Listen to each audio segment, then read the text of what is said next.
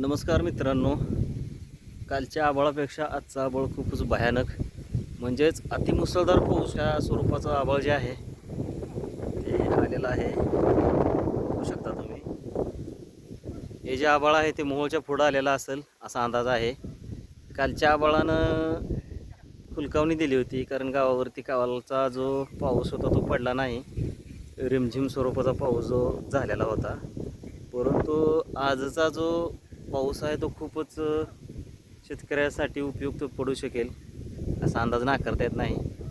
कारण शेतकरी बांधवांना खूपच पावसाची अपेक्षा आहे आणि पिकं एवढे पाण्यासाठी आलेत की बोलायचं काम नाही. कारण एकतर लाईटीचा प्रॉब्लेम आणि त्याच्यामुळे पिकांना म्हणावं असं पाणी मिळणं झालं आहे आणि एकही पाऊस असा मोहोळ तालुक्यामध्ये पडला नाही. तर आज आशा आहे की हे पाऊस जे आहे ते मोहोळ तालुक्यात पडत असेल, कारण मोहोळच्या आसपास हे पाऊस पडायला लागलेला आहे. आपण बघू शकता की हे मोहोळ कुठून आभाळ आलेला आहे, जसे की आष्टे असेल, कोळेगाव असेल, हा जो काही भाग आहे वडवळचा, या भागामध्ये खूपच मुसळधार स्वरूपाचा पाऊस आभाळ घेऊन आलेला आहे. तर पाऊस चांगल्या स्वरूपाचा पडावा अशी अपेक्षा आहे. वारंही शांत आहे. काल वाऱ्याने आभाळाचं कुणीकडच्या कुणीकडंच आभाळाचं नियोजन केलेलं होतं आणि खूपच म्हणजेच पावसा झालाच नाही. कालचा अपेक्षा होती परंतु झाला नाही. तर चांगल्या स्वरूपाचा पाऊस जे आहे ते होईल अशी अपेक्षा आहे. पाऊस खूपच जवळ आलेला आहे.